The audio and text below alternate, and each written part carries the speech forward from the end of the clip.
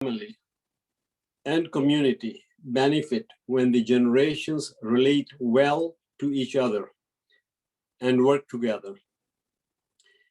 Getting along with members of another generation does have its challenges. We have all heard of the generation gap, which implies that relationships across generations are necessarily difficult. But does it have to be that way? During this presentation, our speaker will discuss the importance of fostering intergenerational relationships. She will explore modern challenges to such relationships. And she will also suggest ways, at least some ways, to improve intergenerational relationships, to establish strong families and vibrant communities. We are so fortunate to have Marzia Hassan with us. And I make no apologies for the few minutes I will spend on her bio, which, by the way, I have already condensed. Please bear with me for the next minute or so. Marzia Hassan trained as a lawyer and even practiced corporate law. However, her true passion lay elsewhere. She saw that she could make a difference in people's lives by helping improve relationships within their families. So she trained as a social worker, undertook several years of self-study, and started a psychotherapy practice. She now works as a relationship consultant with individuals, couples, and families. Marzia Hassan is also an author, a public speaker, and a marriage and family therapist, empowering and strengthening families to create intentional and healthy relationships. She combines Western scientific thought with Eastern spiritual wisdom to bring a unique and practical aspect to her work. She also facilitates parenting, self-development, and spiritual learning groups for youth and adults all over the world, including Canada, US, Europe, and South Asia. She speaks and writes about the challenges of family relationships in the modern world. She is the author of Parenting in the Age of Facebook, Raising the Net Generation, Wind Beneath Your Wings, and Calling the Merciful. She also publishes a daily blog called Daily Wisdom, which provides inspiration and practical steps to live and love with positivity, purpose, and peace, and you can subscribe to it. Marzia serves on the boards of various charitable organizations, including IDRF, Jaffrey Support Services, and Nasiha Mental Health. I think you'll agree she's a busy lady. Marzia was honored with the Canadian House of Commons Award for Outstanding Volunteer Achievement in recognition of her contributions to various minority communities in Toronto in the fields of family strengthening and women's empowerment. Marzia, I know you're a little bit under the weather, but you kept your promise, you didn't let us down, and you agreed to do this presentation for us. Thank you so much, and I'll hand over to you, Marzia. Thank you. A'udhu billahi minash shaitanir rajeem. Bismillahir rahmanir rahim. As-salatu was-salam ala Muhammadin wa alihi at-tayyibin at-tahirin. رب اشرح لي صدري ويسر لي أمري واحلل عقدة من لساني يفقهوا قولي ربي زدني علما. So assalamu alaikum everyone, and thank you Nazmul Bhai for the introduction and for the invitation. I am quite excited and very nervous because this is the first time I am speaking to this group, and inshallah, I hope to share some of my learnings from the field in working with families for the last 20 years now. Alhamdulillah, time flies. And also, what research says. So at heart, I'm an academic, basically. So I do, whenever I am speaking or preparing something, I do look at the evidence, what are the challenges, what works. Because sometimes, all of us have really good intentions, and we all want to do our best in building strong families. And sometimes what happens is that despite our good intentions, we are a little bit clumsy. We do things that we think are going to make things better, but they actually end up making things worse, right? So it'll be a balance between research and practicality. So just bear with me. And also to let you know that the slides are way more detailed than I will be, I'm going to be skipping some and, not covering everything. But as always, the slides are available to you. So if you would like them, please go ahead and, ask for them. They will be on my website, inshallah, if people want to download them. Okay. So let's begin. So youth today, this is just a point of reflection, and I'm just, please, it's nice to have some interaction, even though it is a virtual platform. So feel free to, share your thoughts in the chat group. And even if we don't look at it now, it's nice to read them later. Okay. So the children these days love luxury. They have bad manners, contempt for authority. They show disrespect for elders, and are tyrants. They no longer rise when elders enter the room. They contradict their parents and tyrannize their teachers. Do you agree or disagree with that statement? So just go ahead and type in the chat box, and I will keep moving on just because time is quite short and we have a lot to cover. But when I first read that, I was like, oh my God, that's exactly how I feel. And then I looked up the author and when it was said, and it turns out that Socrates said this many, many centuries ago, right? So the take home from this is that if we feel that, there's a communication gap, that children are not listening to us, that they're somehow on a different track, we're not alone. Generations before us have thought like this, and they have had similar kinds of experiences, right? And the reason to put this in perspective is so that, we know that this is almost like to be expected. So when we're having a hard time, at least for me, it really helps me to know I'm not alone. Because when we are struggling in a family, even in personal lives, right, the thing that shows up again and again with people is that they feel really isolated, right? So if I'm having trouble communicating with my children, or if I feel my children are disrespectful to me, I feel that I'm the only one experiencing this, right? And it's good to put it in perspective that some kind of conflict like this is almost to be expected, okay? And throughout, when I'm talking about things, it's never about whether it's right or wrong, or it should be this way, quote unquote. It's just pointing out some facts which are existing today, right? And we can obviously either fight against the facts, or we can see what we can do in the face of this reality, okay? So with that little bit of context, I'd also like to point out that my remarks today are going to be targeted mostly towards my generation, in their 50s and up. And the reason for that is I speak a lot to the younger people, right? To young parents, young couples, and most of my practice is based on that. Most of my seminars are based on that.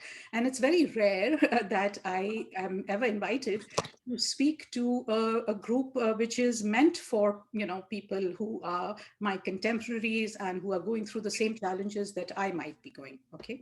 So So, whatever I'm saying really applies to me as much as it does to anyone else. Okay. And the reason why I'm pointing this out is because obviously I am assuming that I am talking to seniors in the sense of people who have grown up kids and who, would like to find some ways of communicating better with their children. So it's not, even though there might be youngsters in the room, there might be people who have young children. It's not that I don't think they have a role to play. I think they have a very important role to play. And today's remarks are going to be, targeted towards the older age group, right? So I hope that helps.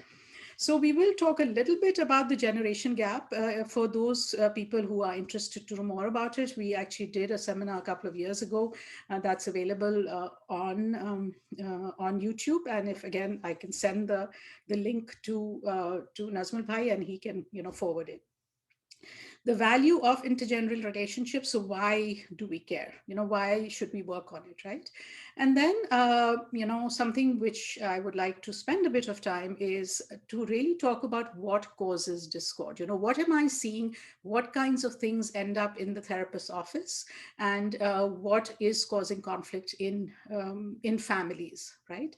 And then obviously, what can we do about it, right? So what are some things that we can do to address and to even proactively build, to proactively build our families so that we don't come to that stage where there is conflict, okay? And I don't mean conflict, because conflict, as I've always said, is not a problem. It is when things get out of hand, when conflict is not handled properly, okay? So generation gap, what do we mean by that? Generation gap simply means that there's a difference in outlook or opinion between people of different generations. And it occurs when people from different generations have actions, beliefs, interests, and opinions that are different, right? And generation gap, by the way, is much more. The one who's speaking. Sorry.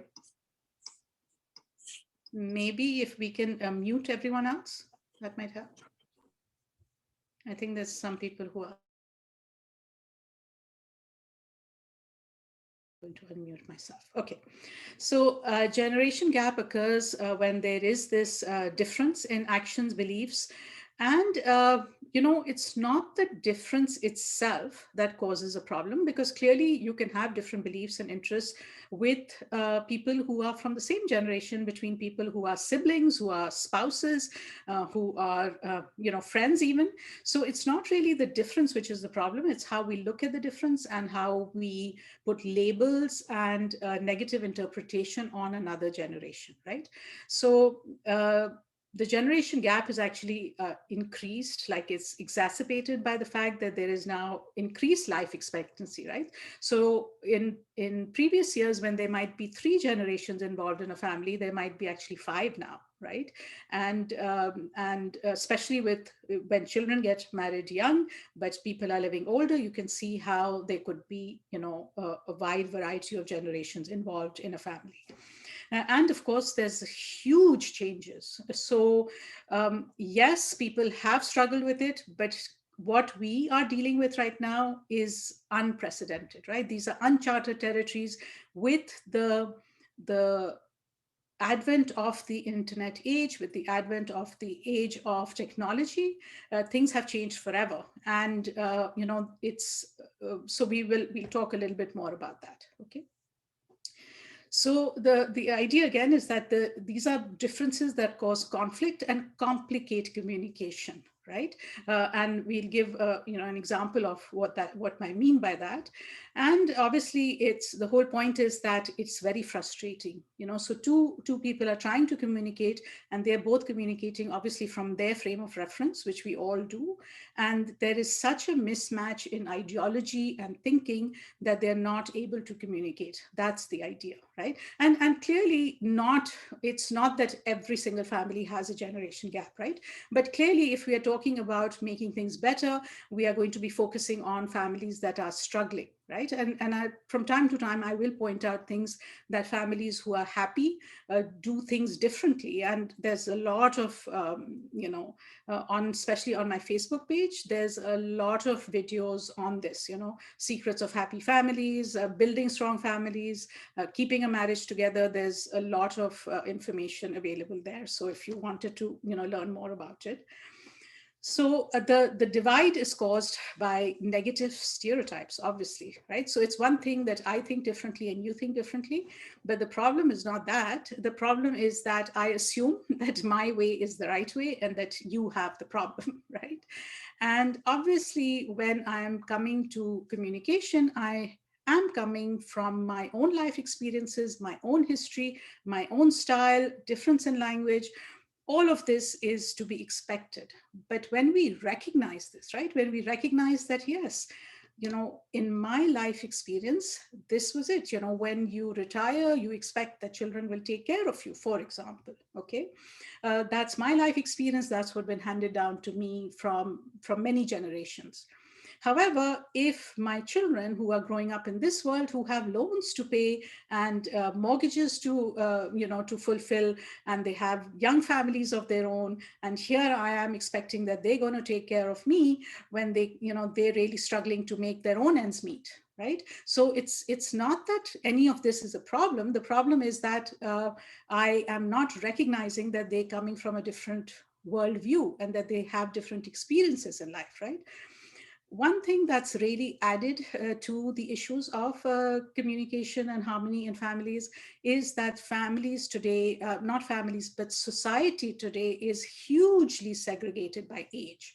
And this is a new phenomenon. This was not always there, right? So in the old days, people used to live in villages, and I mean villages, even if we were living in a city, it was a neighborhood. There were people of all generations, right? So you met people of all generations.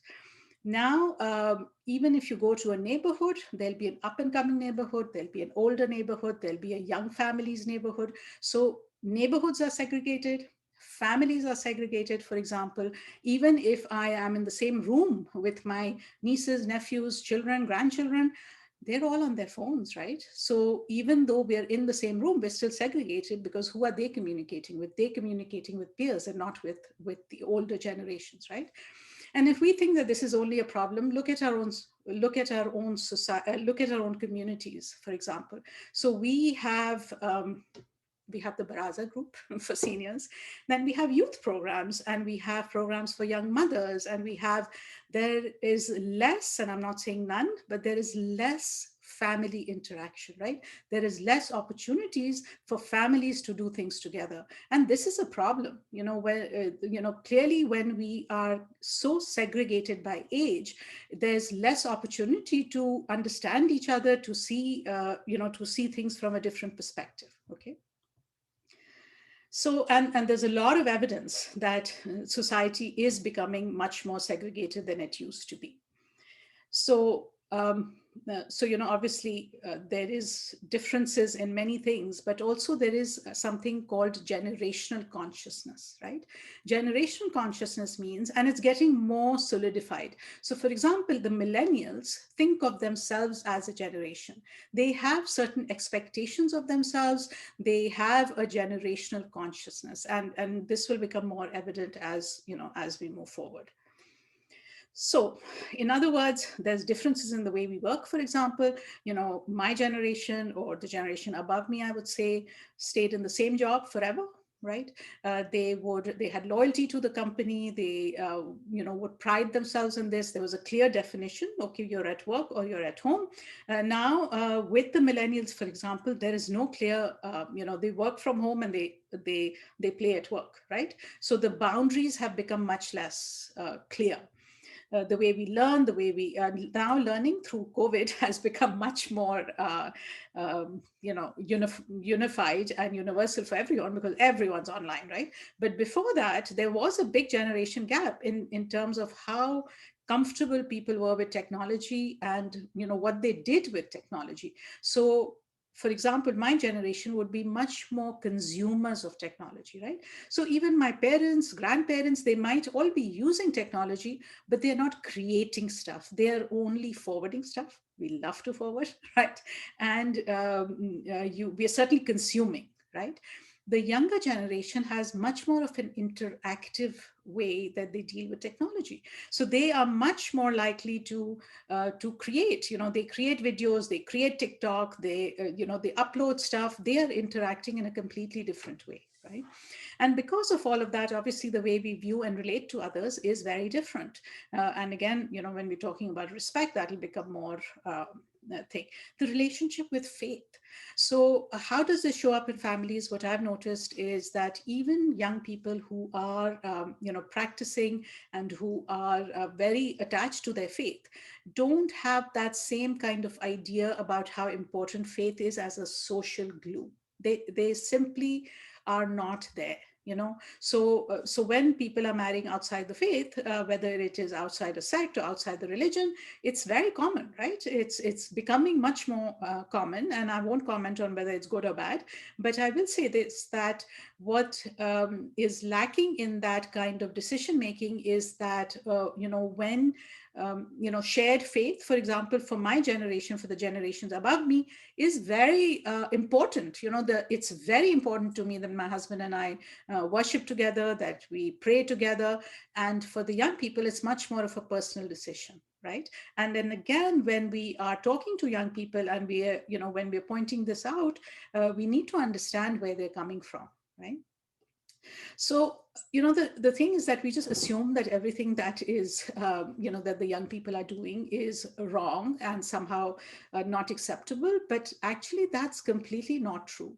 And if we do not look at the huge positives that they bring to the table, it's going to be very, very hard to have a good relationship with them, right? Obviously, if our idea in our mind is that they're doing everything wrong and our way is the better way, which causes conflict in a lot of families, how it's basically either they give in or we don't have a relationship, right? But if you look at what they're fighting for, they are fighting huge battles over inclusivity, diversity, power structures. They're against, like I have two very strong activists and one kind of, but now thank God he's married to an activist too, so he will eventually come on board, right?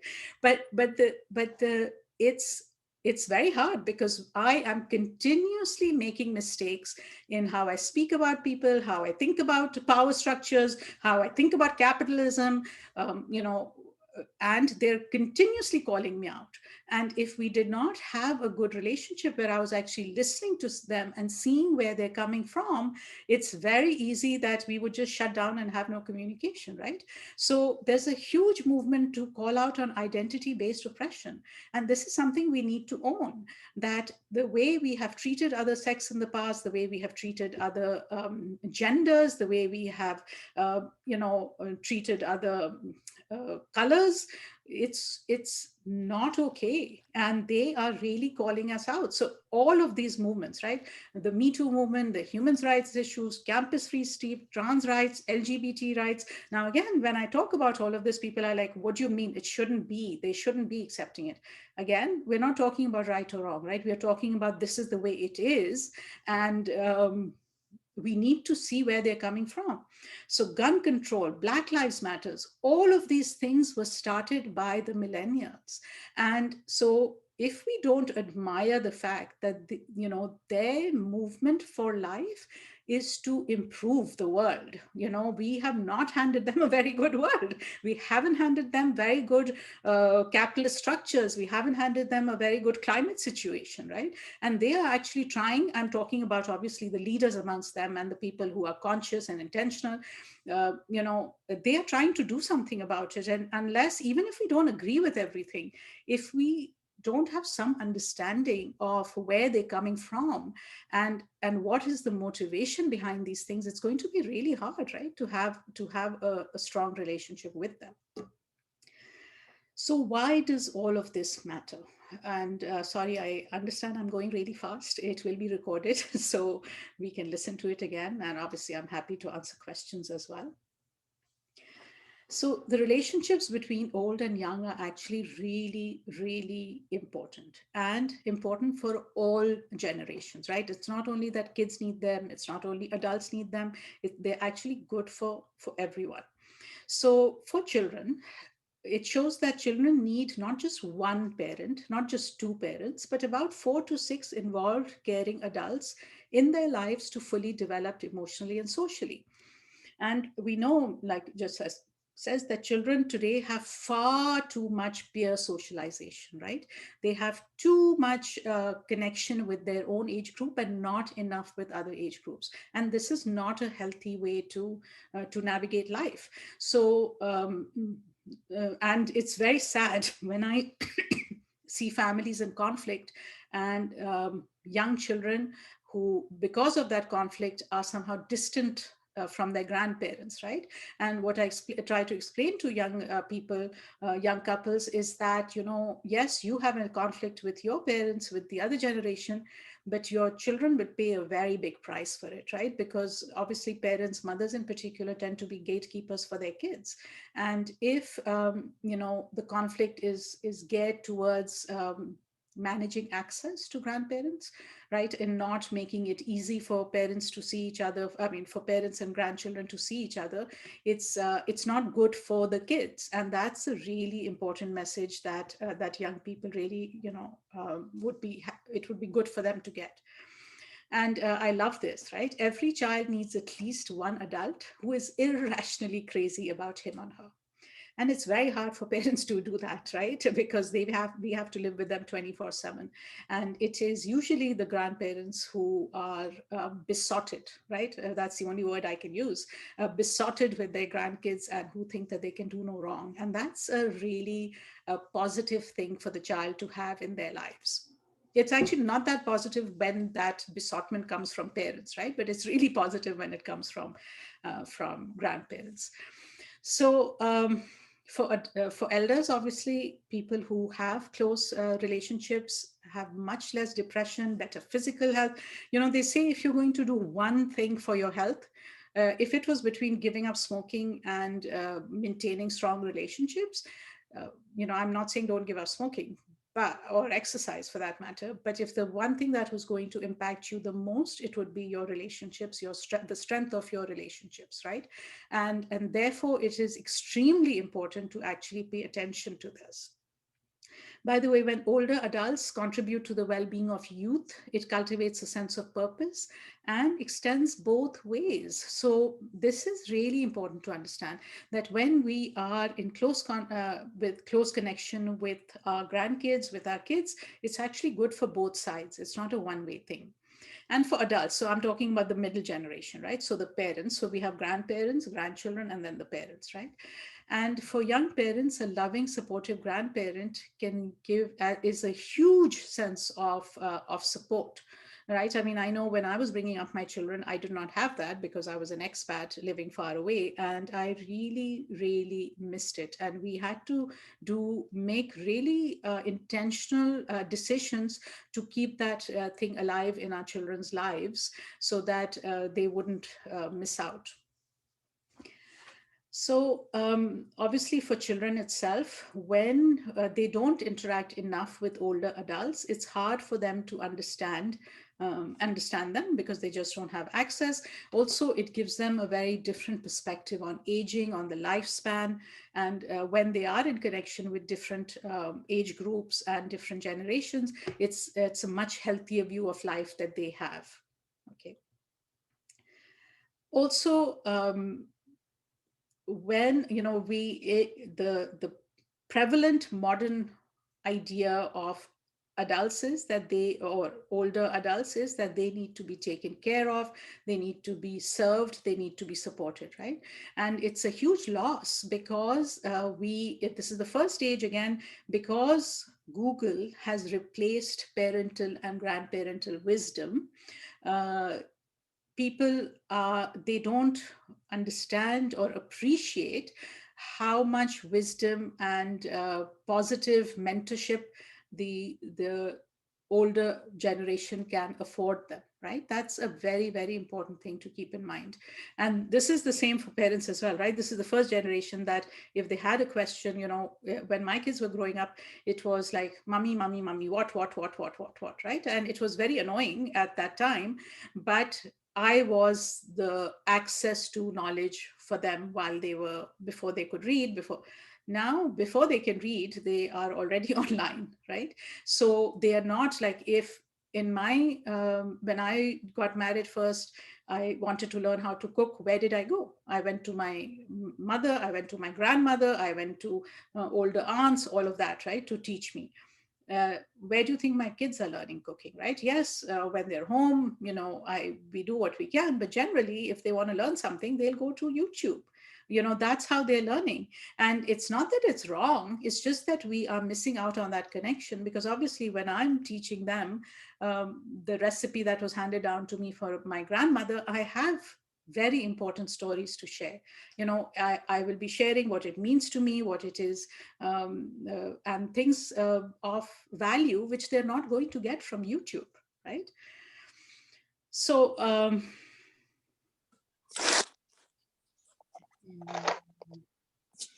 don't know. Sorry, I think I'm going backwards.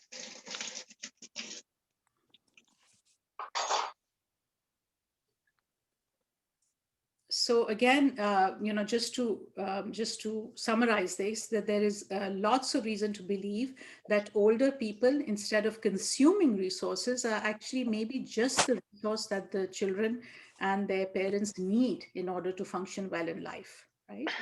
Um, so and this is just some things from a study. It's called generativity. And people who were investing in and caring for, and for developing the next generation, in other words, those who played a mentorship role for youngsters, tripled the chances that the decades of the 70s would be a time of joy and not of despair. I mean, there's much research around that, and it makes a lot of sense from a psychological point of view. But again, when we are caring for and mentoring younger generations, it's actually doing us a lot of good, and obviously doing them a lot of good as well, right? So older adults who did that, who were tutoring students, mentoring people, improved brain and cognitive function. And it was almost like they had dusted off the cobwebs in their brain, is what the scientists said, right? So here's the, I love this, right? Older adults need to collect younger friends with a vengeance. In other words, this is really important. Like, we really need to be intentional about cultivating these relationships, okay? So what can we do? How can we, how can we move forward? First of all, we need to also understand that we think, like, for example, my husband and I are empty nesters. We think that we are obviously experiencing, like, especially when I work from home, my husband goes out to work. So when, I experience a lot of loneliness, right? Because I have no family here. It's just us, and my kids are not here. So the idea is that, but we are not the only ones experiencing loneliness, right? Loneliness has actually become a mental health and even a physical health crisis all over the world. And very interestingly, people aged between 21 and 35 are the second loneliest group, because young mothers are very lonely as well, right? Because again, we are so disconnected, and people are so connected via technology that obviously it doesn't replace that human contact, okay? The nature of the isolation, however, that the older and younger groups are facing is very different, right? It's for older people, it's loss of social networks, bereavements.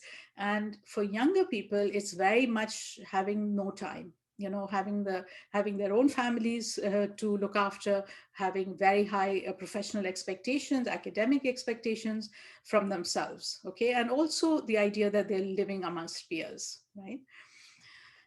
So the idea is that there is a need to connect for everyone, Okay, and so what unites us, is the question. There's so many differences. What is uniting us? Is it culture? Is it values? Is it faith?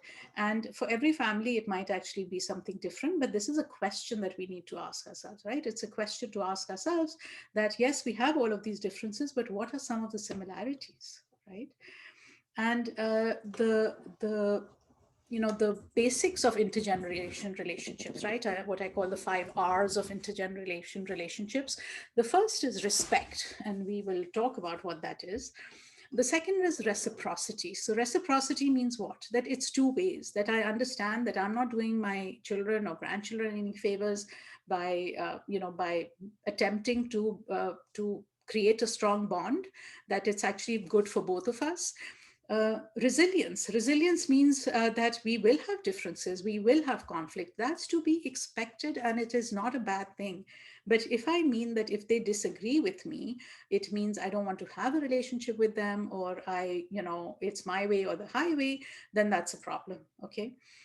Real communication. So real communication, as opposed to emotionally laden blackmail type of communication, withdrawing, using passive aggressive language, what I call doing.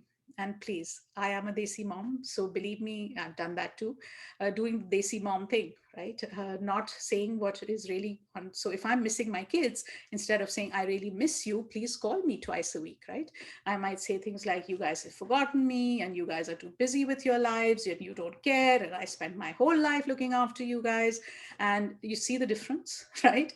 So that's not real communication, because it's actually just putting emotional blackmail on them without really telling them what you want, right? Which is for them to call you more often.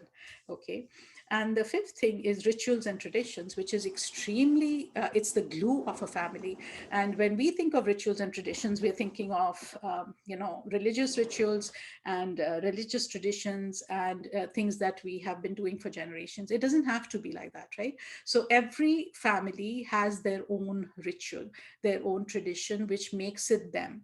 So, for example, when my kids were living at home, Saturday mornings meant that there was waffles for breakfast. That was just, it was a ritual, a tradition in our home, right? In my parents' home, still to this day, whoever is in town from the family, it's expected that they will come home for Sunday lunch. It is a structure of our life, right? It's a structure of existence. And those things, when we're intentional about creating them, it's very, very conducive to family harmony. And even though, say for example, there were times like, okay, you're in town and it's Sunday lunch and you have to go, it might be a pain. Like, you might have other things to do, you might have to juggle lots of other things that are going on. So it's not like every week is going to be a pleasant experience, right? However, the thing is that over the long term, that is what is going to keep the family together. And even when there is conflict, that even if you've had a fight, you have to show up for Sunday lunch, right? So you can't just not show up and withdraw, for example. Okay. So now let's talk about respect. And if we had more time, and if this was a one-to-one thing, we would spend a lot of more time on this. But I'm going to sort of rush through this, but I need to actually take a sip of my tea. So if you could just write in the chat box, what does respect mean to you? If you could say it in 1 or 2 words, what would that mean?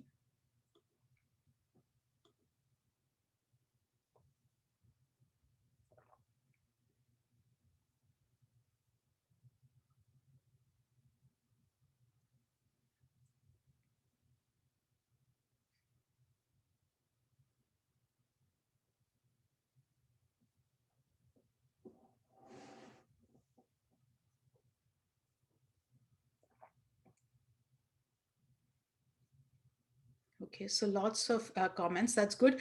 Just so you know, I'm just reading the previous comments as well. Obviously, when I am speaking, it's very hard for me. I can only do one thing at a time. So it's hard for me to. So if you say that statement is too general or I don't agree, I have actually no idea what you're disagreeing with.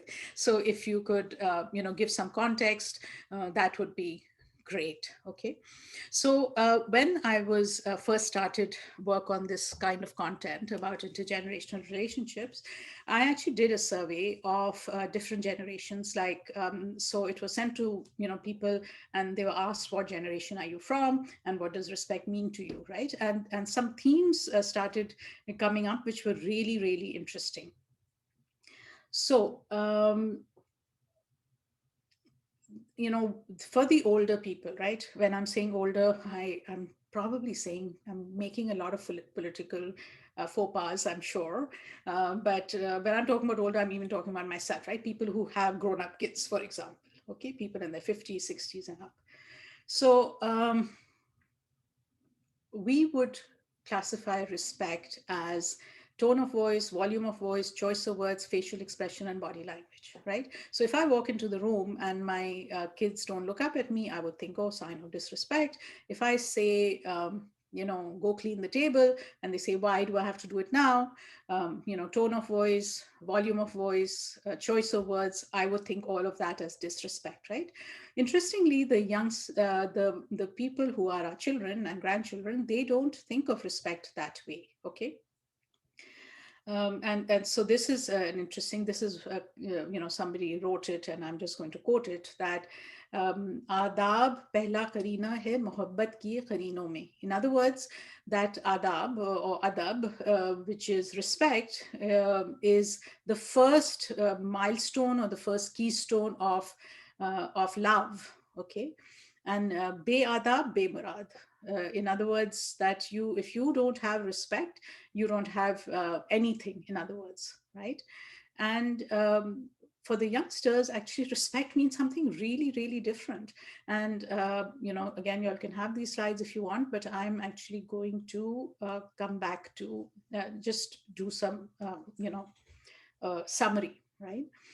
So, for the older generation, the way you speak to me, your tone of voice and body languages, and for us, a huge part is respecting my wishes. In other words, if you respected me, you would obey me, right? Many of us equate respect with obedience. For the younger, for our children and grandchildren, it's very different actually. It's almost the opposite. So for them, respect means acceptance of differences and accepting my choices, even if they are different from yours. Right. So that's what respect means to them. And can you see that why there would be a clash, right? Because we're both saying the same thing. You're saying you don't respect me, and they're saying actually we do respect you, and you don't respect me, and you don't respect me because you don't respect the fact that I have different choices and different ways that I choose to live my life, right? So all of these are different perspectives, right? But if you just come down to it, there is a very basic idea of respect, which is the foundation of any relationship, right? And that actually means the most basic of it is physical safety. So physical safety means that I obviously won't be abused physically, that my property won't be broken or abused, that I have emotional safety. In other words, that when I'm speaking, I'm not going to be belittled, criticized, invalidated, used emotionally abusive words, all of that, right? And then the third part is relationship safety. So relationship safety means that if we have a disagreement, we are not going to, it's not going to lead to a threat of cutoff, right? So, and this, unfortunately, I'm seeing more and more in families that if there's a big disagreement, it leads to either the youngsters, moving away from the family, like breaking ties, and or the adults saying that we don't want, we don't want you, and you just don't listen to anything we say, and that's what I mean by relationship safety, right? Safety means that no matter what is going on, so for in a marriage, for example, it would be a relationship safety means that every time we have a communication, a conflict, you're not going to say, oh, let's have a divorce, right? You leave, I leave, those kinds of things are actually the opposite of relationship safety. Now, beyond respect, obviously, is love, affection, and appreciation, So respect is, it will keep a relationship intact, but it's not going to have the kind of pulling effect of a strong relationship, right? What do I mean by that? So every relationship that we have with anyone, child, parent, spouse, sibling, think of it as between us two, there is an emotional bank balance, right? So if I do something good for you, if we meet, for example, and I say something nice, I give you a gift, I make you food, whatever I do, that's like a deposit in the bank account, right? And then when I do something negative, it's like a withdrawal. So if if I'm in a bad mood and I tell you off, or I ignore you, or I say mean things, that's like a withdrawal, right? And what research shows in psychology is that it takes many more deposits to have a strong relationship, because each withdrawal has a much bigger impact than a deposit. So, for example, if you say nice things to somebody when you are seeing them on a regular basis, but then one day you say something really mean. Now, we've all experienced this, right? What is going to stay with us? It's those negative comments. It's the meanness, right? And that's why we have to have a really good bank balance. We need to have lots of positive interactions, because when those negative interactions happen, which they will in all relationships, we have some sort of buffer. We had a credit balance to draw upon. Okay.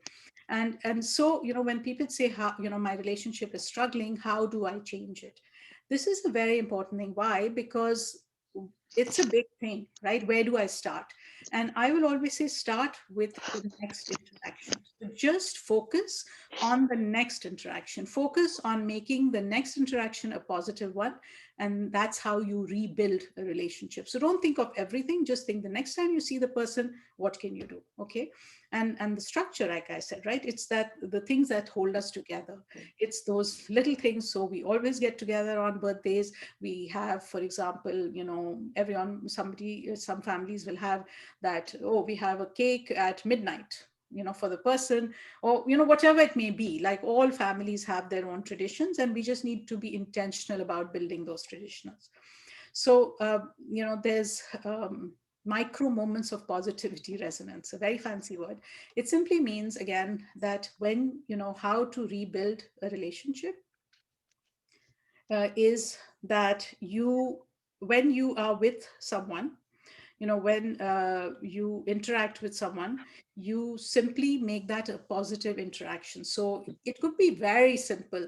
So when you come into the room and you notice your grandchild reading something, you simply ask them about the book. Oh, tell me about the book. What is it? What do you enjoy about it? Is this a good author? Is this help me understand your worldview. Like, that's one of the strongest deposits you can make in another person's bank account. Is to I always say, that all of us live on opposite sides, right? We live on our own little islands, and we have a bridge, so we have a bridge in between those two islands. And we can't expect anyone to come and live on our island, because it's so different, right? The best relationships, you can visit each other's islands on a regular basis, right? And how you do that is simply by asking questions, by getting to know the person, by being interested in their world. It could be really tiny things, what happened at school today? Tell me, who's your favorite teacher? What do you want to study? And if you say, what do you want to study, and if it's something we don't agree with, we fly straight off to trying to convince them, right? For me, actually, one of the most entertaining things is to watch two people talking to each other, and all they're doing is both parties are trying to convince each other, and no one's really listening or trying to understand what's going on. Okay. And that's not it's actually contrary to how relationships are built. So how are we doing for time? Oh, wow. No. Continue. Okay. How much longer do you have? Sorry.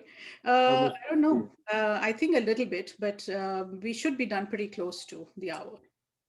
Okay. Well, we need time for Q&A as well, eh? Yeah, So yes, maybe yes. 5 minutes. Yeah, sure. Can you So, stay on after 4? sorry. Can you stay on after 4? Yeah, I will. Okay, wonderful. Thank you. So, what are some of the causes of breakdown of relationships, right? These are not just conflict, but when things seriously go wrong. And we need to know this, right, in order that we don't make these same mistakes, okay? The biggest thing that I see is the parent disrespecting the adult child's spouse. Like, this is number one. Okay.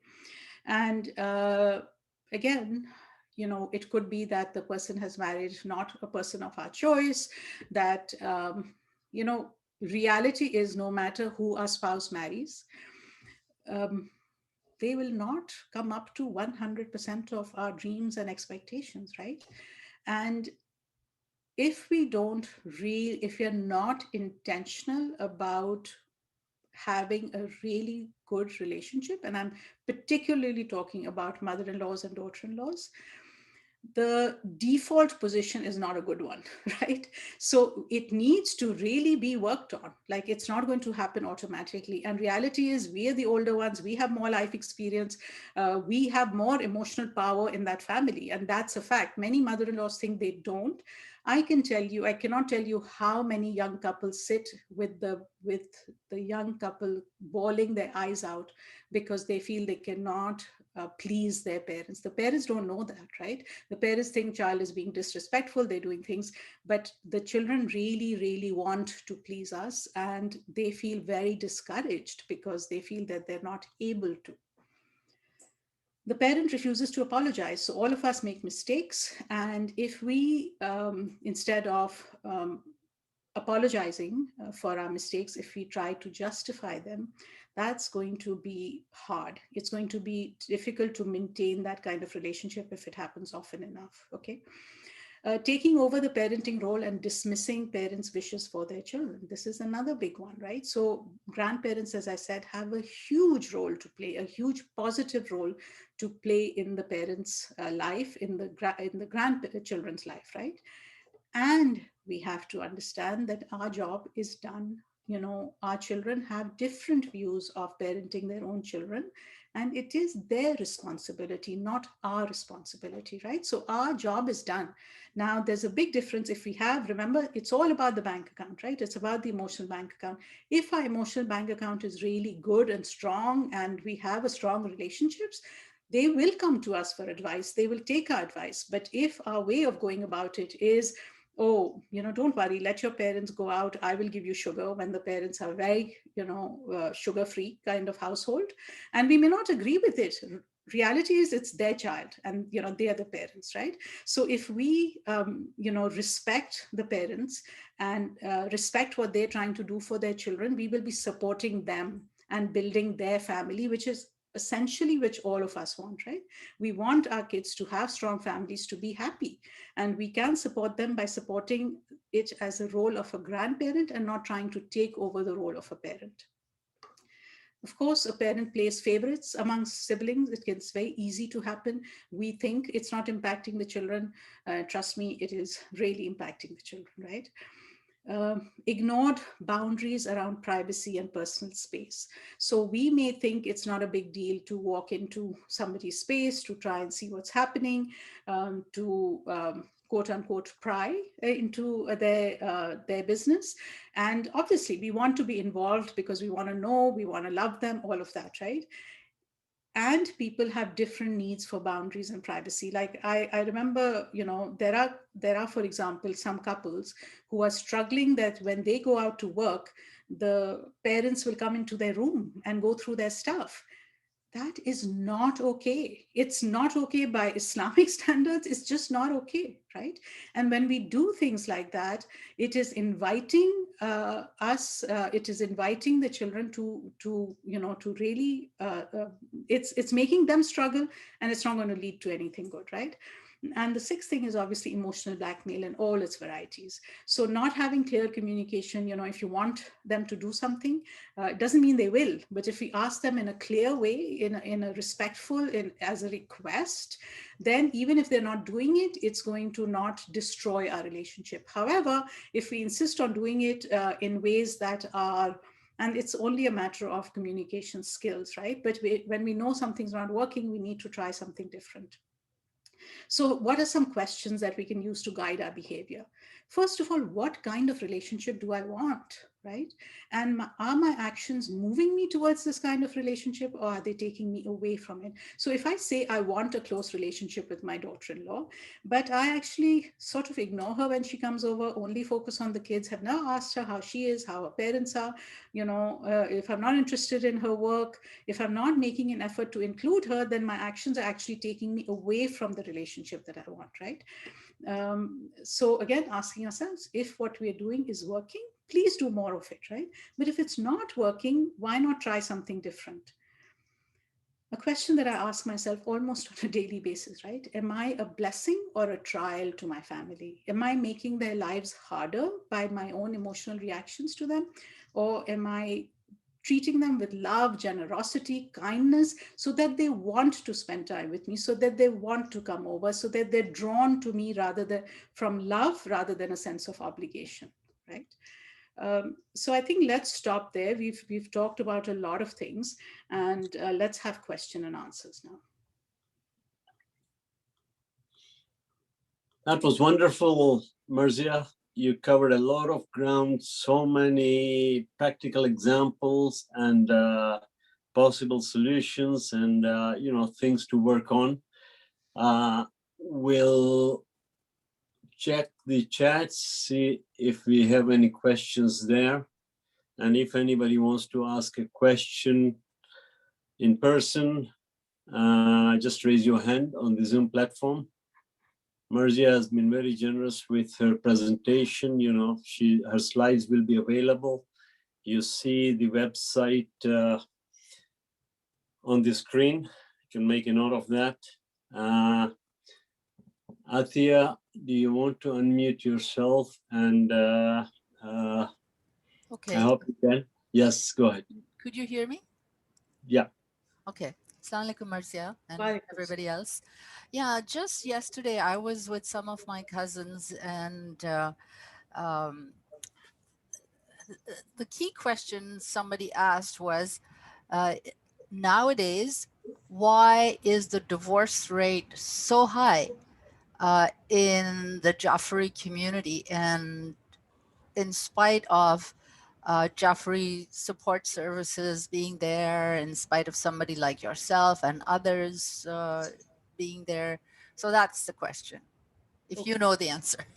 Of course, I have many theories, and I'm not sure how much time we can spend on this. It's slightly on a different topic. Well, it's I think because communication, as you have been talking about, is at the heart of it.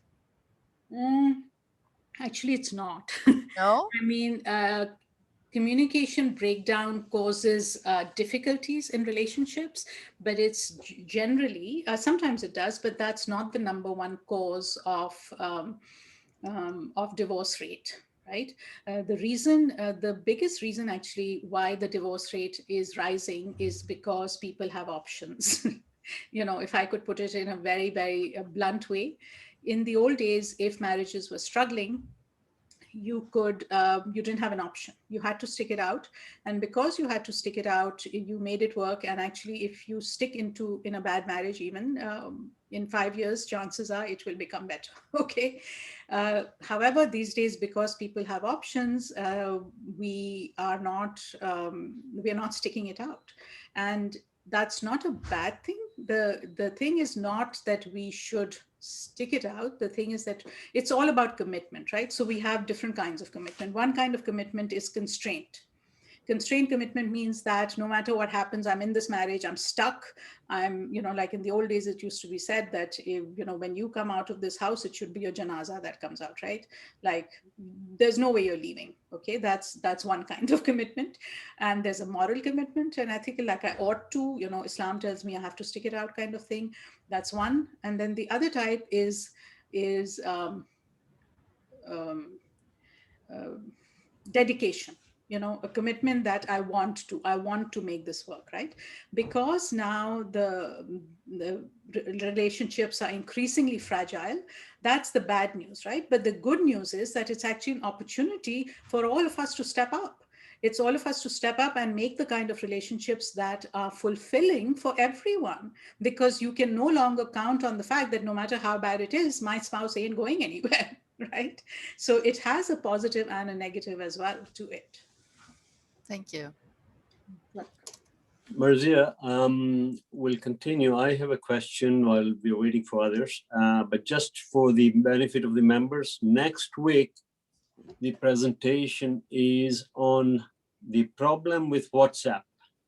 I don't think you want to miss it. We have another related to a little bit to what you were saying, but this is a different angle. Okay, so the problem with WhatsApp, and same time, 3 o'clock. And we have another very powerful speaker coming. Nasir Jaffer, before we come to you, I just wanted to ask Marzia, in the old days, you know, not your generation, but mine, I'm much older than you, Marzia, but with the multi-generational families, I think it was easier, this communication between the grandchildren and the grandparents, because they were all under the same roof. Now, it is much more difficult. And lives are, we're all very busy. No time to visit grandparents and all that. Yeah, so that's the challenge, right? The opportunity, on the other hand, is that yes, challenges are definitely more, but so are our resources, right? So in this day and age, you know, whether it's marriage, whether it's intergenerational families, whether it's communication, relationships now have become a science. In other words, we know what works. You know, some things are in our head, but if we actually do a little bit of research, we read some good literature on it, we take a course, we go to a therapist, there's many ways to improve ourselves, right? So if I'm struggling with communication, I don't just give up and say, oh, you know, it's impossible to communicate with the next generation, right? There's actually things that if I really do a little bit of work on myself, I know things that will work and things that will hinder it. So if I do more of what works, it's going to improve.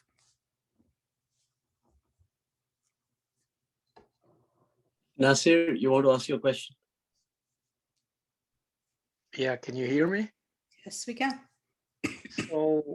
So I'm just throwing my thoughts out. They may not be well structured, but I hope you can piece them together, or we can piece them together. I find with my own analysis, as I grew up in Tanzania, England, and US and Canada, I find when you mentioned about generation gap relative to kids growing up, that they don't mean to disrespect you. We all thought the same way, except during my age, I'm almost 60. So you can place where I am.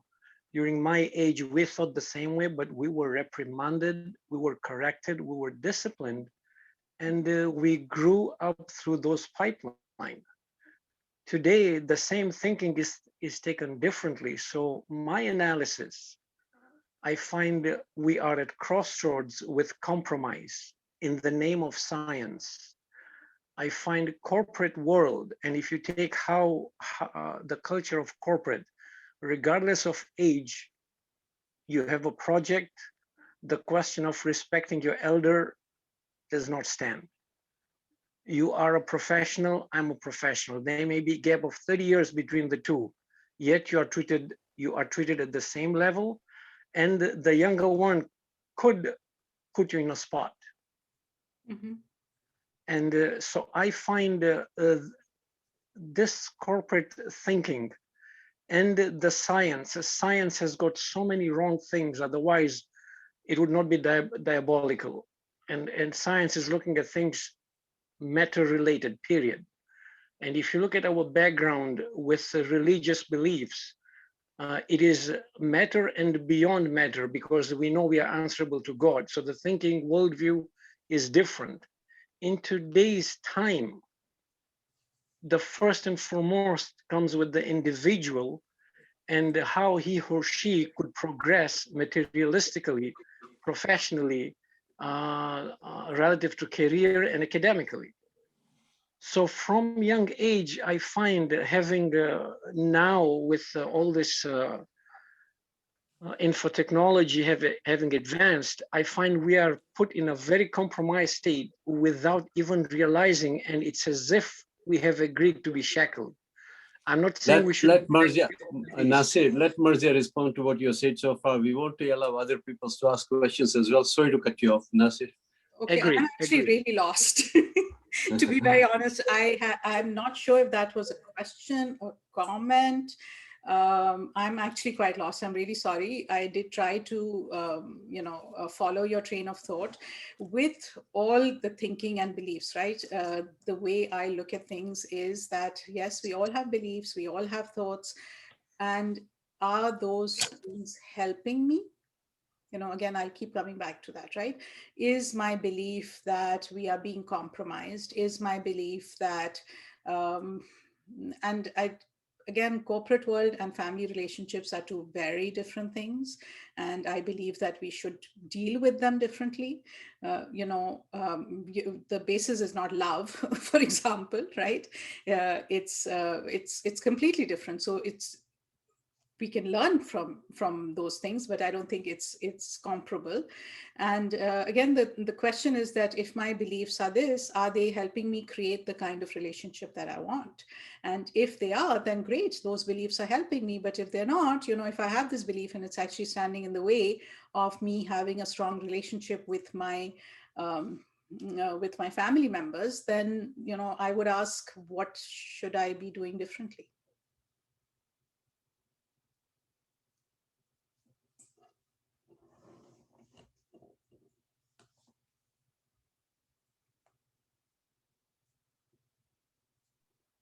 There is a silence. If I'm expected to comment a bit, I would.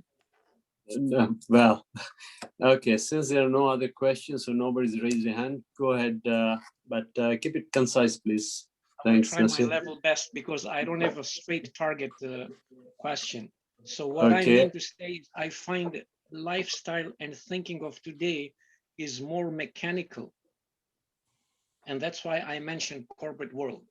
Corporate world is very mechanical. And I find that we in general, we have been sucked into the mode of thinking through that model and science model as well. It's very mechanical, material related. And it's as if we have agreed and succumbed to that. And perhaps we need to think deeper. Okay. Just a comment. Okay, thank you. All right. If there are no other questions, we will, well, you know where Marzia Hassan's slides will be. I will include that with the recording, the link, when that is available. We'll share it with you. And the notice for next Sunday's session will go out hopefully tonight or tomorrow at the latest. Same time, 3 o'clock next Sunday afternoon. Thank you all for attending. And Marzia, again, my Thank you. sincere thanks to you.